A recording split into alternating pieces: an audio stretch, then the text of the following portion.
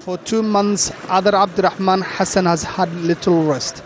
She's been traveling between Puntland's major cities, seeking support for a cause so dear to her. The return of her son, who is facing piracy charges in faraway New York. My son was a student and lived at home with me. I lost him and I went around looking for him.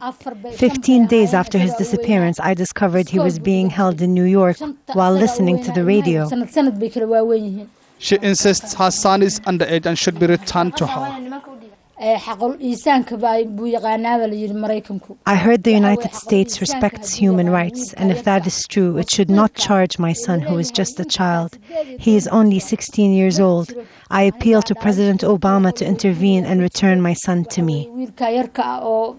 But Abdiwali Abdulkadir Musa has already been charged in court with piracy, a charge that carries the death sentence. His is the first piracy charge in the US for more than a century.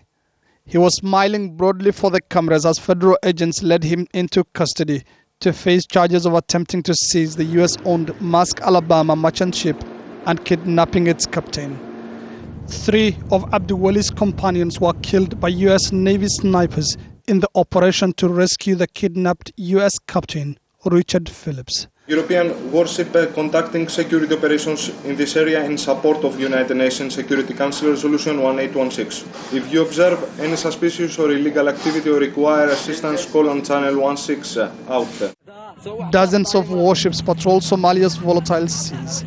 They are part of an anti-piracy operation led by the United States that's patrolling the Gulf of Aden, one of the most heavily traveled waterways in the world.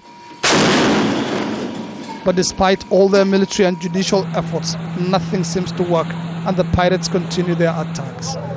Here, French Navy officials hand over to the authorities in Puntland pirates they arrested from the high seas. With some ransoms as high as $3.5 million, these men are ready to kill and risk being killed for the money. And finding new recruits is easy. As more young men join the ranks of pirates off Somalia's coast, confrontation between them and the naval powers patrolling the seas are becoming common and at times fatal. But it is the possibility of making big gains that keeps them going. Mohammed Adow, Al Jazeera, Bosasso, Somalia.